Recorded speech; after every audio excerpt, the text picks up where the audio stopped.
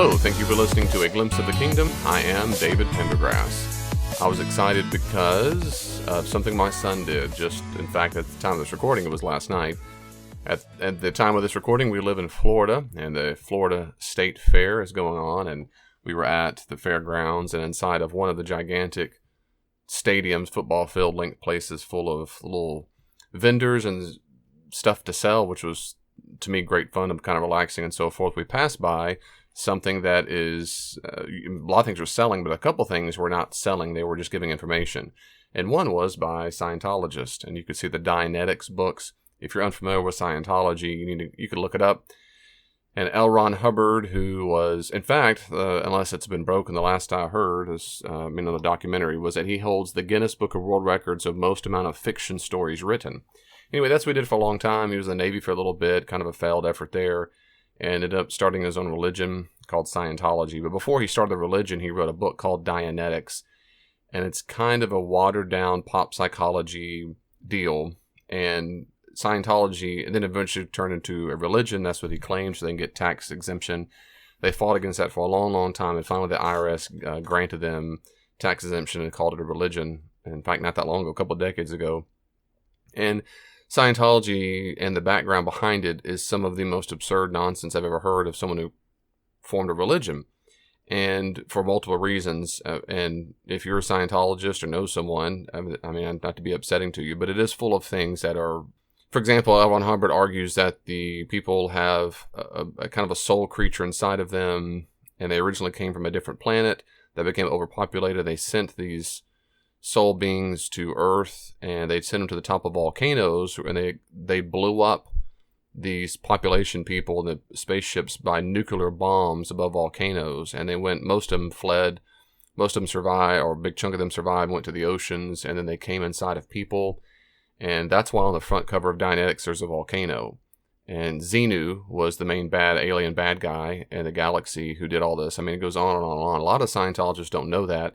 And a lot of them that find out don't care, because what they're going to say is, Scientology works for me. It works for me. I remember years ago, Tom Cruise was talking about that with Oprah, and it became a big deal. And then the second time around he talked about it, he basically just deferred it. He deflected it and said, just it works for me, read it for yourself, do your own research.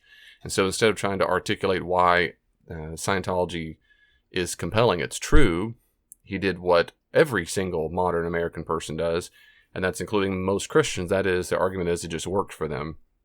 Anyway, so there's a lot of background. You can watch all kinds of documentaries on it. You can read Dianetics yourself and on and on.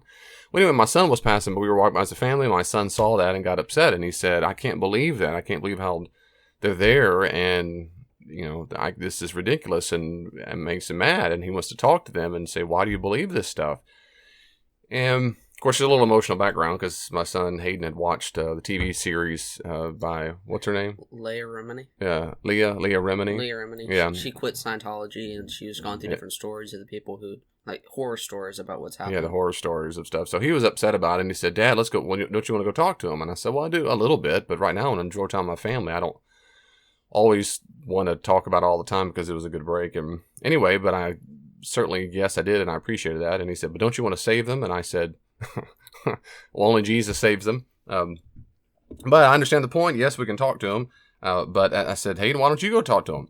You're welcome to do that. And at the time, my wife was looking at some hair styling product, which eventually she purchased, because suckers. No, I hope she likes it. But anyway, that's what was going on. And so Hayden went over there, and so I prepped him. I said, well, here's what one way to start out is, of course, they're going to have you sit down and you could ask them. And Hayden and I talk about, Christianity and worldviews quite often, and he does a lot of his own reflection and stuff on it. And I encouraged him to go over there and discuss with him and start by the question, why do you believe this? So, as usual, ask more questions and we talk. And also, of course, don't forget that ideally when you bring up Christianity, bring up Jesus if you can. You don't want them to be upset that you brought it up because you were a jerk before then. You want to be as kind and open-minded as you can be. It's okay to be a little emotional, but the point is you don't want to be mean at all because, when you start about the gospel, they don't want to be associating you with the gospel and meanness. So anyway, he did. I went over to talk to him, and I thought it'd be great if Hayden kind of told a little bit of a story to talk about how he talked to the Scientologist. Now, my son, remember, is 15 years old, and he's 15 and a half, and I was not doing these kinds of things as a 15-year-old. So real proud of him, and I thought we'd just dialogue about that a little bit. So anyway, so you go up to him, and then what? So I sat down at one of the ladies. I forget her name. I think it was Patricia or something like that. And I walked over and I said, "Hi, my name's Hayden." And she said, "You want to take a free stress test?" Because they had these giant signs about free stress test, which is not really what it's about. It's about doing the whole, I forget what it's called. What is it? You hold these little metal tubes with the wire sticking out, and it scans your stress levels, I guess. And that's one of the main things of Scientology. And so I asked her about it. I said, "So what do I do?" And so she asked me, "What's making you stressed out right now?" And I said, "My family getting dad getting a new job." And I said, "We might have to move," which is a completely honest statement, but I wasn't too sure because Mom was all freaked out that they were recording us or something silly like that. And so I asked her about Dianetics, how it came to be, L. Ron Hubbard, and she gave this awesome, epic story about how he went through World War II, was basically a hero on the naval front, and after getting horribly injured, he went back and saw that several soldiers were injured, and they gave him the same treatment. One soldier got better, one didn't, and it sparked something in him. So for 3 or 4 years, he went to different temples around the world and studied different, not psychologies, worldviews, religions, and he pieced together this thing. Apparently, later I talked to her about it, she said he pieced together this study about the reactive part of the mind, which is basically what they say in Scientology, is the part of the mind that stores all your negative thoughts and things. Mm-hmm. So for us, it would be kind of Christianity, like the devil, how he uses things and say, "You're not good enough for that." Basically, that part of the brain for them.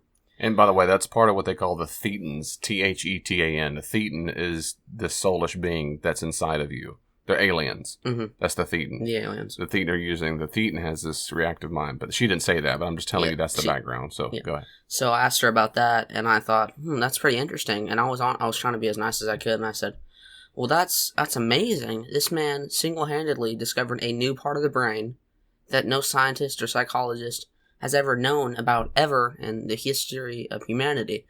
So why isn't it more mainstream? I've seen on TV episodes, I was referencing Leigh Remini, but I didn't want to be direct in case that sparks some red flags, because I know on the show there's a lot of negative stuff about him.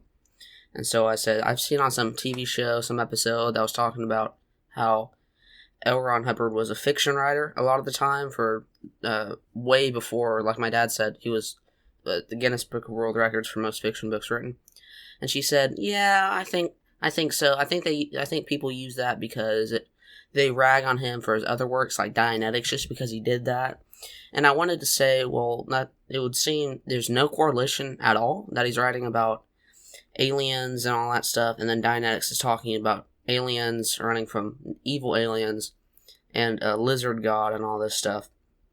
And so where I was going with that was, I asked her about that, and I said, "So why do you guys fight with psychologists and stuff? Because I've seen it on TV." And she said, "Well, they believe that humans are just animals or just creatures, while we believe humans are deep spiritual beings that need to be treated and helped." I said, really? I was listening to what she was saying, and she kept repeating the exact same thing over and over about how awesome L. Ron Hubbard was. And then I said, "So that doesn't make sense to me, because if he discovered this new part of the brain that scientists had never seen before, you would think he would be some local legend like Albert Einstein, because that's insane. That's awesome." I'll say I'm full on for religion or something like that. The main leader discovered something brand new and important like that. And she said, "Well, we don't believe in taking the Scientologists don't believe in taking antidepressants or things that help physically through medication," because she said we believe that all this stuff basically works. Well, no, hold on. You asked her if he had done all these amazing things. Why haven't we heard more about him? Oh, yes, that's yeah. If this was so groundbreaking. Yeah. And she said because the psychologists and stuff, because the animals and antidepressants and all that, they just don't believe him because he basically came in and messed up everything they taught and all that. And so I asked her about the... It's because he was so against the status quo. He was so in the minority, they squelched his discoveries. And so I asked her, I said, how did you get into this? Because my main goal was to ask her how she went into it and eventually hopefully get to a conversation where we can talk about evidence for things, because that's where a lot of fun, I guess, for me comes from, is having discussions with people. And she said, well, I went in, and she basically said, I had this really rough breakup, and I went in, my parents were Scientologists, and I went in and did all the stuff, and I just got better. I mean, I just started doing stuff full time, and it was great. And I said, so with the reactive part of the mind, how do you get over humps like that? Because going into a new religion or stuff, there's evidence for things. And the reactive mind, I haven't seen any charts or anything about it being there. And she started to get closer as the conversation went on. She got closer and closer to me. And she said, well, it's not part of the mind. And then I was confused, and I waited a few seconds. I said, so it's called the reactive part of the mind that isn't part of the mind? That doesn't make brain part of that brain? And she said, well, it's not about, you need to read the book. You need to read the book, and inside the book, it's your truth. You're going to figure it out and what's inside. So I thought, that seems a little touchy. So I said, so what about, do you guys believe in a God or something? How does that work? She said, well, you really go in, discover for yourself what you believe in. I said, so it's like like Hinduism, that you can just pick your own God that you believe in? She said, no, we believe in one overall force or power, but it's more like it doesn't reveal itself until you do this, like I can't remember what it's called, not the free stress test, but whatever, the little metal tubes, and you go through and learn about all that stuff. And so she kept avoiding the question about what I was asking her. And then I said, well, one thing I'm confused about, though, is L. Ron Hubbard, he discovered all these things, and then he's talked about them, written all these books about them. But you haven't given me, like, did he do studies? Like, how did he figure this out? Because I know he went through a temple, and he went through this really awful experience. How did he figure this stuff out? And she said, well, like I said, he was in a hospital, all that stuff. He went to some temples. Said, I know, for example, the autism study, the doctor who said that vaccines cause autism, he did that one test, and magically it was, oh, whoa, it works, it's true. And it all strikes. And then every other scientist, every single one afterwards that did it, was absolutely the opposite of what he said. And so that was disproven. I said, did anybody else do it with him? Because I know in the scientific community, that's one of the things you do, so people aren't caught lying. And she said, oh, yeah, people did it, did it. So she didn't answer. She was just saying that people did it. She didn't give me names or anybody. I don't know if she just didn't know who it was. That's probably the most likely thing, or she just didn't want to get to it. Well, and back to her, why do you believe it? Do you have evidence? Remember, she said more there. Yeah. She said that basically, no, I don't have it. It's gotten better for me. I got better after I did this stuff, and that's where she had a breakup with a boyfriend, and she got better, and yeah, when she said it worked for me, I thought, well, that's interesting, because other things that doesn't really work. And I said, so what about one person who goes in, say he has really awful depression, goes in, does it, and nothing changes. He still has really awful depression. Does that disprove all of Scientology? Because if it doesn't work for you, doesn't that make it all not true? And then she got really close and said, no, that's not what I'm saying. You listen to what I'm saying. You gotta read the book, do all this stuff, basically really look at the book. And she wouldn't give me an answer. I said, what about you, though? I want to talk about you, not Dianetics or any of that. How did you go into this new religion and go through and just get all this? Did you just go along with it? Did you ever ask questions about evidence or anything? And her basic answer was, no, I didn't, because it worked for me. That's all that matters, is that I don't have to look too far into it. It makes me feel good, so I don't need any more. I don't need to look into anything or make sure anything works, for real. And then I asked her about the God thing and the disproves out of all of them. But she got pretty angry once I brought up the how did he discover it part again. She got really close and said, look, you clearly look like you're really curious, but I have to go talk to other people. And people were walking by, and nobody was going talking to her, because everybody that walked by was a punk to them or just didn't talk. Yeah. There was nobody else talking to them. Yeah. It was already where we were. It was pretty empty. Yeah. She just wanted out. So that's most of it, right? Because about after that you left. Yeah. So what are some reflections on the conversation? I thought it was a good conversation. I wish she would. I was trying. My main goal was just to learn more about it. I've already heard so many negative things, and I was wondering, is that really all there is to it? Is just constant negative, or maybe there's some good, or there's some meaningful part in there? But I didn't get any of that from the conversation. What she told me was that she didn't know about the stuff, and that you just need to read the book. Read the book. Mm-hmm. So that's one thing I took away from it. Was that. And I know we discussed some of this yesterday as well, but if you reflect on her response to your questions, imagine she's a Christian for a second. So now what would you think about that? Well, I would think, I don't know if I can. Is this from a differing perspective? Like I'm not a Christian? Like you say you're a non-Christian asking Christian. She said the same thing. If that was the same mindset and I wasn't a Christian, I would think, well, how can this be true? She hasn't given me anything for anything. I mean, every answer I've said, if she just refers back to the Bible over and over, I'm going to be very. Why should I do that? You have the burden of proof. You have to tell me what you have to believe and all that stuff. And if you can't do that, there's no reason for me to go into it, because it's just, if they can't know what it is, why should it be trustworthy?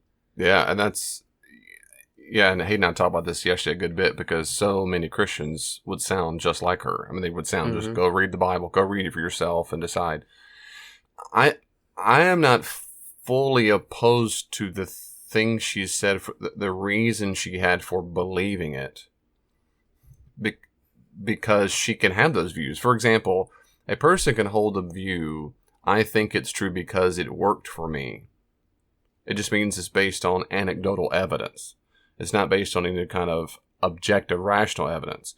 You might say, why do you... The problem with that is people can be deluded. Mm-hmm. I felt like a rabbit was in the room, and it was true for me. Well, that doesn't mean there's a rabbit in the room. I can just say, you might need medicine, you might need therapy. Yeah. The same thing with Christianity. And people could say, well, it just works for me. And a lot of people say that. Well, a person can say it, but the second a person says, do you have any kind of evidence that other people might be able to explore, examine, test, think about? That's where the Christian needs to do a much, much better job than saying, it works for me. They need to do more than that. One is because there is other evidence for that. Two is because Christianity is not based on simply anecdotal evidence. And I'm being very specific here, because many times Christians, and I'm fine, the New Testament supports this. You think about John's Gospel, or even in Acts, the person says, all I know is I was blind, now I can see. That is my experience. You know, I don't know if you remember in John's Gospel, they get all upset. Jesus says they think he healed someone. And they bring in him, and they bring in his parents. The parents said, dude, he was blind from a long, long childhood. This really happened.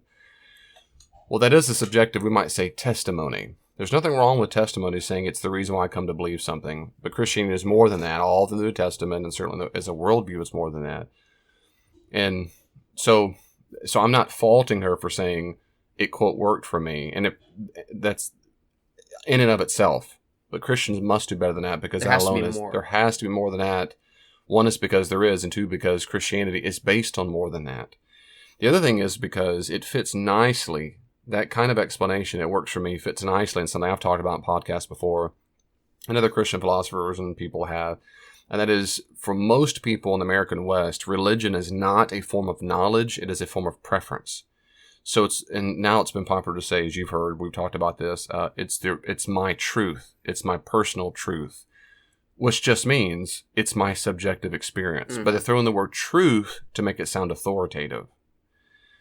Religion is a way to shut people down. That's right, you have to shut up now. You have no say on what I think, because it's mine. And since the number one sin in the West is bigot intolerance, you can't say against me, which is another way of saying judgment.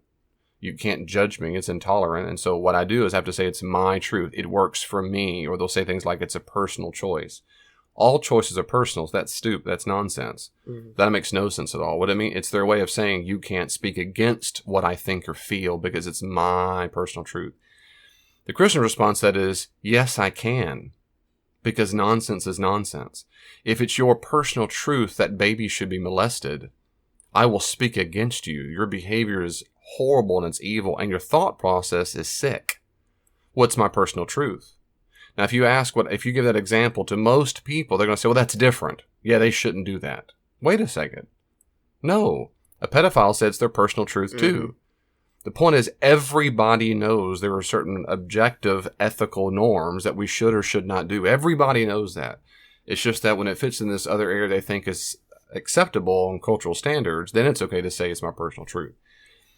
Christians, it's okay. Now, how we do it matters a lot, but it's okay for us to say, yes, I can, depending on what topic you're talking about. If you're saying it's your personal truth you like chocolate ice cream over vanilla, wonderful.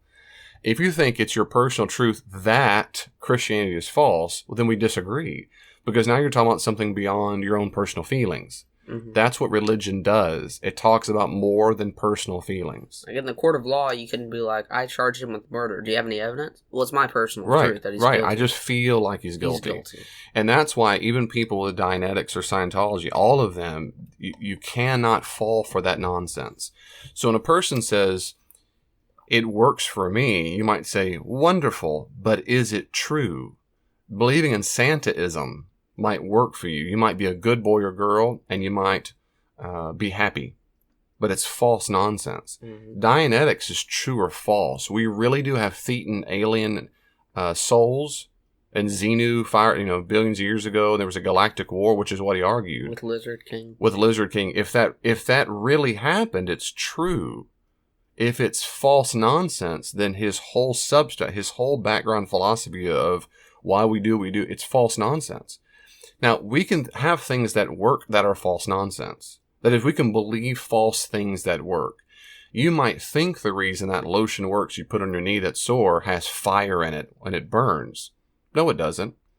It has a chemical that causes a burning sensation. You might think, no, it's because every time I've ever felt this sensation is because I've been burned by a fire.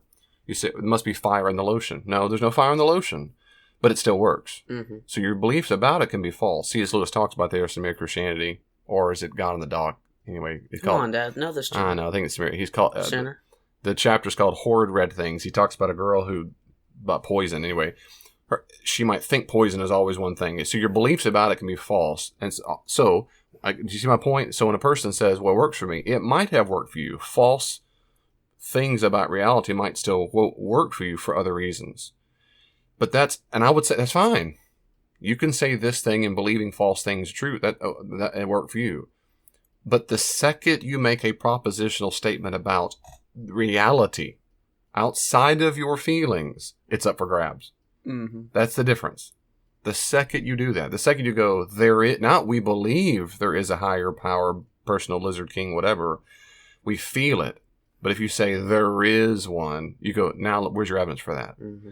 And Christians ought to do more than, I feel like Jesus is present, versus, no, he really did exist. He lived in Galilee under Prefect Pontius Pilate, and on and on. So my point is, as soon as you say more than feelings, but that's going to be the go-to, and the more you and our listeners and myself, the more we can think clearly about that and wait for people to say it, because they're going to say it. It works for me. It's true for me. You might say, oh, okay. So my favorite response would be, oh, so then I shouldn't believe it. Mm-hmm. They're going, what do you mean you should? Truth. Yeah, they're going to say, what do you mean you shouldn't believe? You say, well, you don't think it's true. You're just saying it's your feelings. It's like a gut feeling. Okay, I mean, I trust it. Okay, but it's not true then. Oh, I know. Are you saying it's true?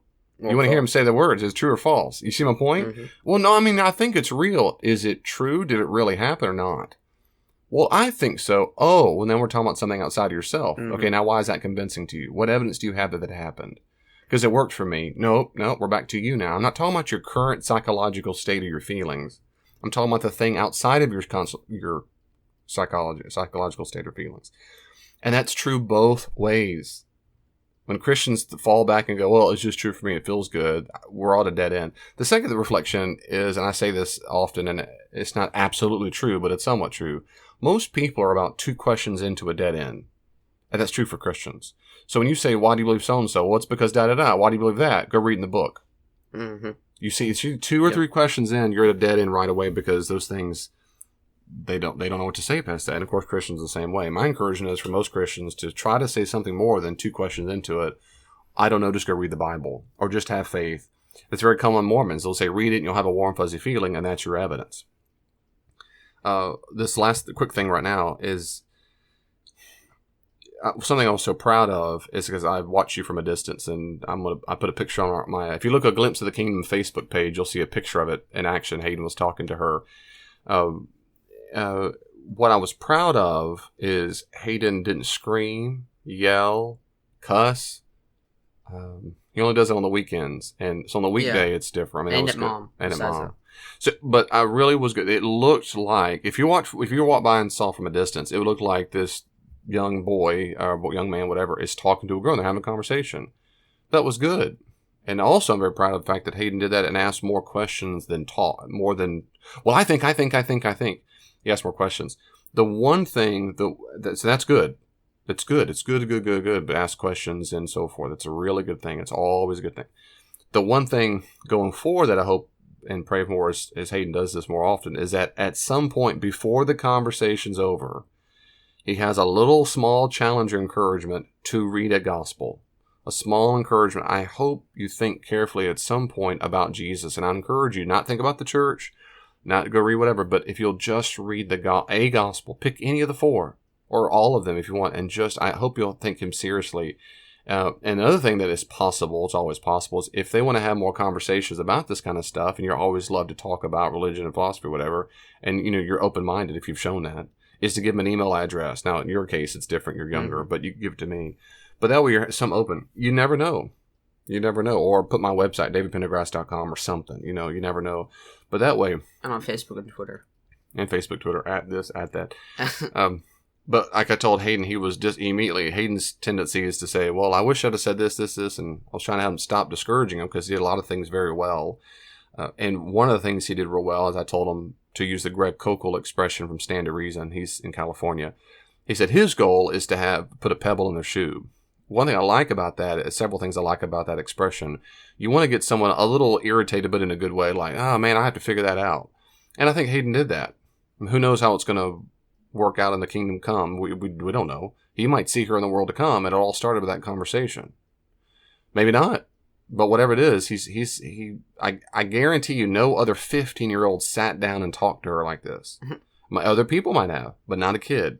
And she's thinking, that kid had these questions about, I'm serious. It's gonna stick around. The other thing that's good, as I encouraged Hayden last night, is don't forget every conversation has a time limit. And when you don't know the person, usually the time limit's pretty short. I mean, I think you were there about 15, 20 minutes, I think it was. Yeah, I wasn't there that long. And that's okay. There's only so much you can cover. And I've said this many times in podcasts and sermons. You need to practice having your gospel presentation or something like an elevator speech. Can you get it down to 30 seconds? And then, or can you say more? Now, when you're asking questions, you have more time. You can have more time. But try your best to think about this ahead of time, which me and Hayden do. And Hayden's doing a much better job of thinking about how would I say that? And what would I say it? And how would I help them dialogue? And how would I ask questions? And so I'm glad that you put a pebble. And I'm glad that you did asking questions and you kept your composure. And I'm glad that you did it in such a way that hopefully it bothers her in a good way, that she'll go back and think about such things. But good. And I was real proud of the fact that you had, to say it colloquially, you had a heart, you had a passion. It bothered you that they believe it, but you wanted to do something about it. Hayden wasn't like the people who walked by and might have just said hateful words or cussed him out, or I'm not doing that dumb, blah, blah, blah, blah. And one guy even walked by and cussed a guy or girl, a woman, while he was sitting there. So my son didn't do that. Instead, he's like, I want to go talk to him. And that's the way to do it. So I'm real proud of you for that. Well, thank you. When I was 15, I wasn't doing that. Are you smoking in the woods? Probably loaded drunk. Probably, yeah. With multiple girls chasing me. Yeah.